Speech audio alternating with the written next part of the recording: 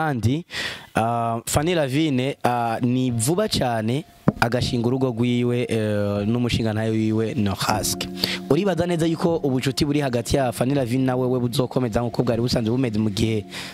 amabanga azobagiye kwiyongera muco twa Mimi Mireille bisa nkaho menga nta bucuti bwiza cyangwa umubano mwiza mufitaniye bivanye n'amajambo washoye gushikiriza ati Mimi Mireille araza ngaha kariri indirimbo z'Imana akinjira muri muhema kagira gute ari benshi bariko bavyakira ukundi kuntu ndetse na benshi batanguye kwiyumva ati uko biri kose Mimi Mireille na Muco ntibari ko baracana uwaka bigaca biza bivuga ngo ukuntu Mimi ari kwa AMEDEE ahama naho kaburi kwa Fanny Lavine ni ibintu by'ikivyeyi byo babivyutse byo bishatse kugaragarira muri mwebwe muco vraiment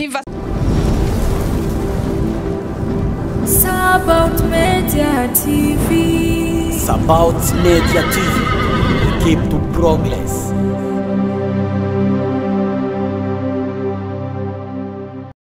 Yes, bonjour, bon après-midi et bonsoir. Bienvenue dans Werereye ni MC Van Mutima Burundi kuri micro za Sabaut Media TV. The first recommanda bashimire cyane ndabakengurukiye cyane mwebwe mwese bakunzi ba Sabaut Media TV mukurikirana ibiganiro byacu mukabisharinga ama commentaire menshi agiye atandukanye.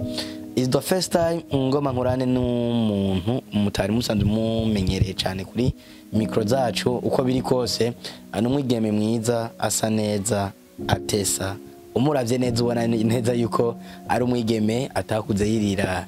ibijumbo n'ibiharage ariko ari umwigeme yakuze yirira inyama n'ama spaghetti igihe kirekire ageze mumbwira ati MC Van wawe utaje imbere ya kamera right now nabumviye umwaka nturangire nkifise ideni ryanyu mwebwe abafana ariko biri kose mumve yuko tubakunda kandi tubishimiye cyane shonda kuri subscribe kugira ngo ugumane natwe muri ibi nabiriya ndi kumwe n'umwigeme ariko ari yubaka cyane ndetse ariko agerageza no kubaka abandi kumwe na CEO mvuge w'ikinyamakuru cyangwa mvuge wa TV online izwi ku izina rya Inaligela ariko kandi ndi kimwe n'umukinyikazi w'amareresi kuva muri 3fa company n'umukorege n'umushusho wacu n'umushusho wanje n'umushusho wawe n'umushusho wa twese uko biri micro ya mbere ni jewe MC Van micro ya kabiri ni Inaligela inamuca yisdon mugabo cano yitwa Inaligela niryo bamenyereye ko ndi mama Ligela ndakwakire cyane Inaligela urakoze kunyakira nezerejwe no kuganira nawe uno munsi nezerejwe no kuba kuri kamera za Sabaut TV okay yamunyakire sinari bwahicare mugabo mwe murahamenyereye mwama mubira basivyo by the way uraberewe cyane iva mberewe ni tukuraberewe agakoti ka danger ka pantaro ka danger aka like uraberewe bisanzwe okay nubwo woba umbeshe biragusha merci ariko arakantu vuze gusa nawe ko radukurikirana barabona ko bere arakantu vuze kazi iyo niko kaba numva karemereye sana yo kutari wamgenduza micro bon nyene kaba karemereye ariko mugabo ni bon niko bitangura Sasa tubikoraniriza yes kabisa kuri Muco ndumva neza yuko Fanny Lavine ari ikintu gikomeye ku buzima bwiwe ariko kandi Fanny Lavine ni vuba cyane agashinga urugo rwiwe n'umushinga ntayo wiwe no hask uribaza neza yuko ubucuti buri hagati ya Fanny Lavine nawe we buzokomeza nkuko bwari busanzwe bumeze mu gihe amabanga azobagiye kwiyongera muco ubucuti burashobora guhinduka ubucuti ntibuzohinduka ahubwo hazohinduka imigenderanire imigenderanire gute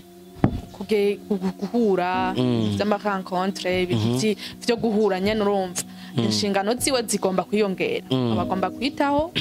abana bisumbije kumwe yahora umukozi abaraba iki yitaho n'umugabo nawe kandi yiyiteho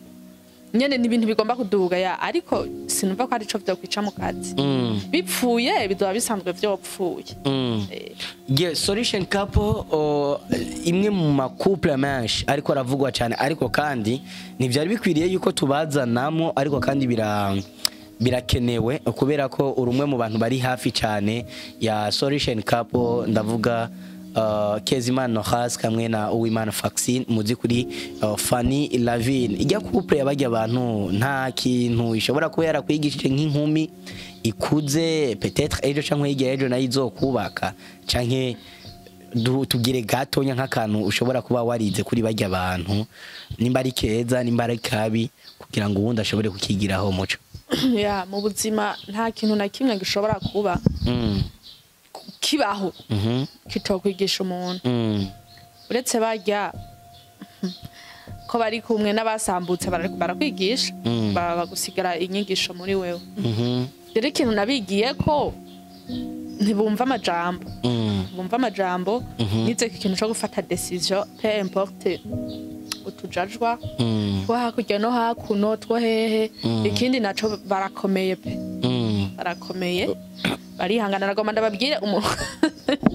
nabonye akantu kuri Noraske be ni Nola ni Noha okay Noraske kana namubonye ko Noraske baje abantu mukunda kumuponda nukuri ko Imana mumbabarira Noraske amaze kubona ko umuntu amuponda akugira inshuti yego akakwereka ko ataco bimutwaye ico gero urakizi bimuryoheye urumva mu bisanzwe muhaye content aca binezererwa nyine aruko rero kandi baratwitangiye vraiment ibaza natwe hari vyacu tuzohura navyo mugabo ntituzopfa kuvuga ngo twananiwe ngo ukunuko hari abari imbere yacu bahuye n'ibirenze ngira nivyo tuzohura uti rero ijya kupa ico nayize ko ukwihangana ugukomera kuba wewe nyene kabisa tuze rero kuri inamuco mwenyewe hari kiganiro heruka gukora kuri media naherutse kuvuga ntashatse kuvugira ngaha ariko ni media wagerageje kwerekana neza yuko abantu bo muri industry cyane muri filme abenshi usanga arabasambanyi uri kurasigura ati nivyo biravugwa yuko arabasambanyi ariko kandi ivyo bintu birakogwa utanga nakarura ati uwo yavuze ko arabasambanyi hari uwo yabonye uranyumva wagerageje gusigura ukuntu ariko ni bimwe mu bintu bitari ko birakigwa neza peut-être n'abafana peut-être n'abantu batari bazi ko ivyo bintu bivugwa ariko kandi na bamwe mu bo musanzwe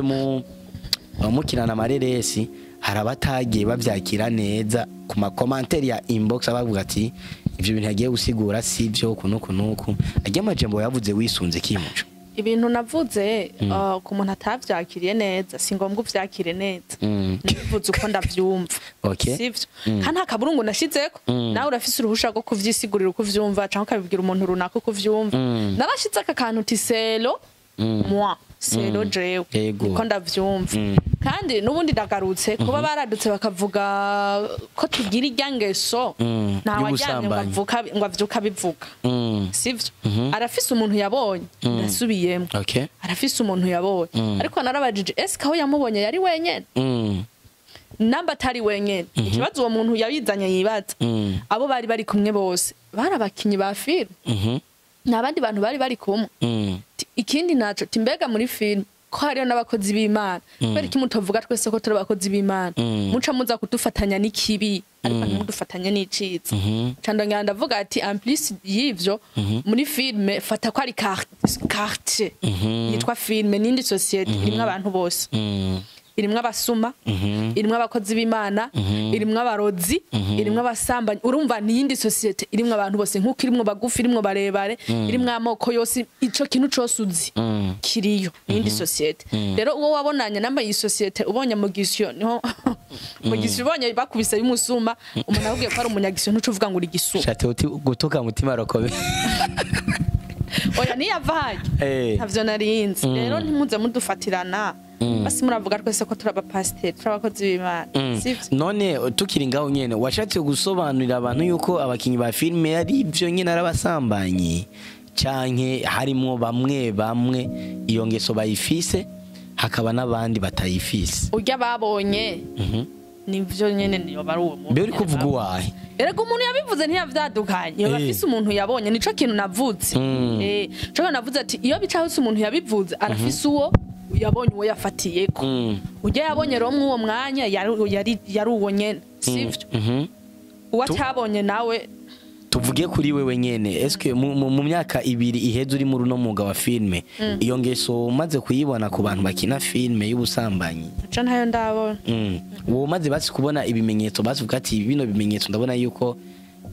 Pascal ari ikimenyetso ubona ukashwa direct mugacubonamo umuntu sivyo nk'ubu jewe urashobora kumbona ni kibiriti direct mugacutangura kwiyumvira mu bwenge bwiwawe yuko nwitabi kana atavyutse ariko ivyo niyumvira byose ntibibari ivyo uti rero nta kintu na kimwe urigera ubona muri ivyo bintu mvuge ngo hari uwo mbona ameze kandi nanje hariho abambona bakambona ubusambanyi bakabona narabamaze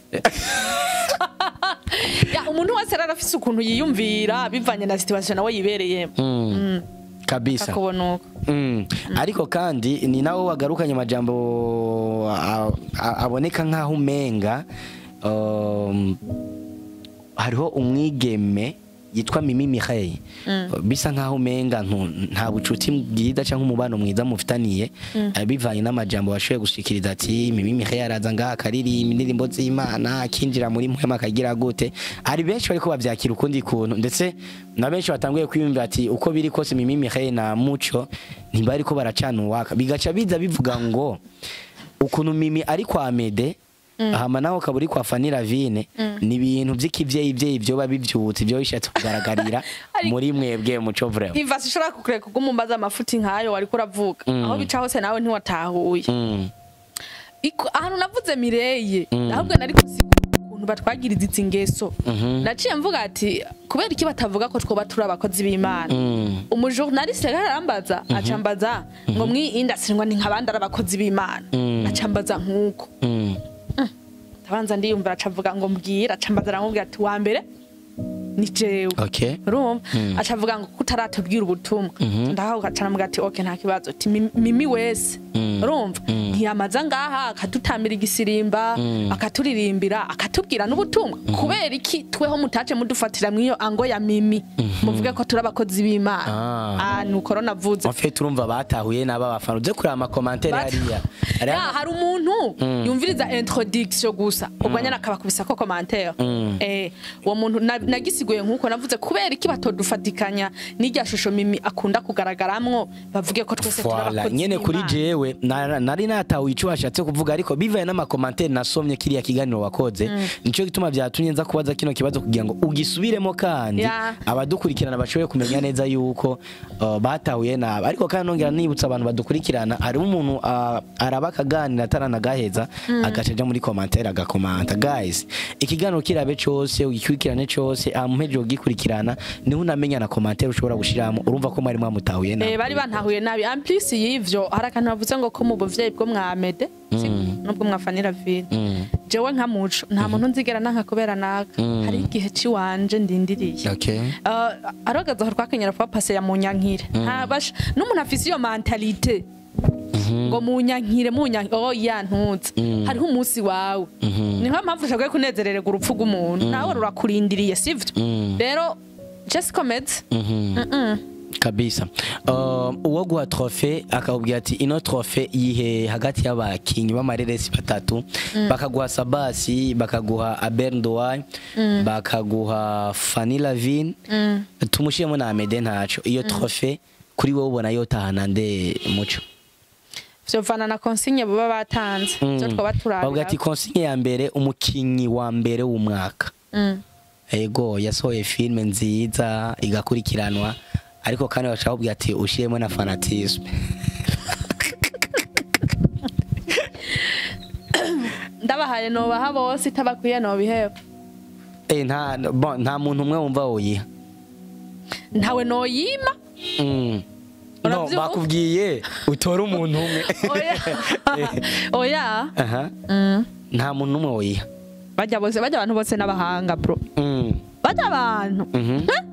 asha film ubundi mu rugamba rwo kuyandika no kwidirectinga byose ubundi Muco tudashizemo hypocrisy ngaho hantu n'umuvyeyi mu bana nka batanu usanga yaravyaye abafise umwana umwe akunda cyane ndabefasha none fasha uyo ntitwaje ibintu byo gukunda ereka kubufana umuntu nibisigura ko abakora ibintu vyiza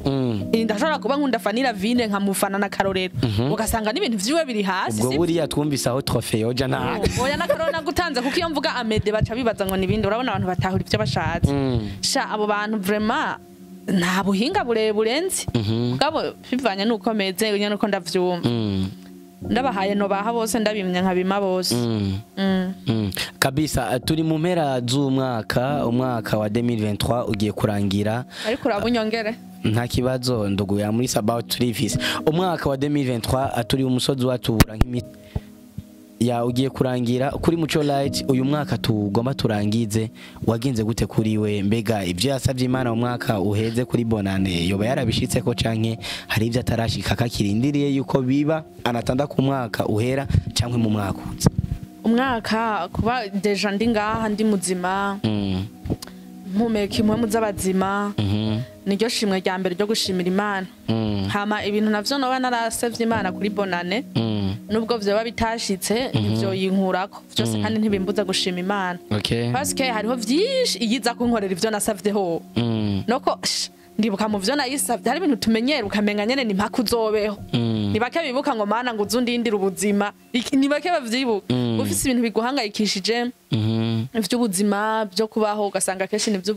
Rero Imana hajya kenshi idukorera yoyo ivyo igomba bikwiranye nabo turibo donc urugombe bwayo ku muntu kandi buhora ari bwiza. Rero ndayishima yankoreye vyinshi kandi ndibuka sinigeze ndayisaba ngo tuzokora ikiganiro turiko turakora ikiganiro. Ndayishimira muri rusangi yatugiriye neza, hari byinshi vyahuse ntitwapfuye duca mu mabarabara suko tuzi kujabuka nta n'ubunyamuji tugira ntibatugonga, ariko hariho abo bagonga nabo suko bataba Imana suko itabibazi, ariko nyene ubugombe bwayo kuri twebwe ni bwiza. Muri rusangi ndayishimira kabisa. Nta rugendo ruburi gishinga ntahe kuri Muco umwaka wa 2023 ibihe n'ibyahe ibihe bikuru nyamukuru ashobora kuba yaraciyemo mu buzima bwiwe umere nk'ubidoma kuri utoki gatonya, parce que hari igihe bikenerwa intahe yawe wavuze ko umukozi w'Imana ashobora gufasha abantu benshi cyane. Ibihe bikuru nyabikuru parce que nka jewe naragize accident ni moto ndagwa kandi naguye umuferege kandi naguye nabi, narinzi yuko mfuwe ndatakaza ubwenge gatonya, ariko Imana yarahabaye navyutse ndi muzima, agatelefone ko nyene ko kagize ikibazo. Ivyo biri mu bintu nshobora kuba narashimiye Imana muri uno mwaka turiko turarangiza kuri Muco Light. Ibihe bikuru nyabikuru yaciye ikintu nshimira Imana kandi yakoze cane. Imana yaranyeretse abansi nico conyene hariho abansi ntarinzi mugabo Imana irabanyereka yongera inabakura. Ubu nyene abasi murasigaye ariko hariho bavuye ko vyibura ntimukiri babandi kandi nyene mwahisemwo neza urumva kabisa. Tugiye gutangura umwaka wa 2024. Ku mwaka wa 2024 abafana bawe, abafana ba Inarijela, abafana ba 3Fa Company, abafana ba About Media TV, abafana b'imyidagaduro ikorerwa mu gihugu cy'u Burundi nk'abo bose bakwitegwe kwiki wowe nk'umwigeme n'ijyahe hangiro ufise uyu mwaka? Aranyeretse ko ahejeje rero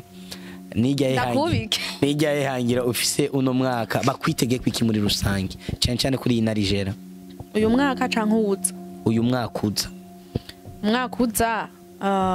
ikintu mfise cyo kubaha ni filme fe janvier mu mpera z'ukwa mbere canke mu ntango z'ukwa kabiri sindaprecisa neza, ariko ni mwayo mezi abiri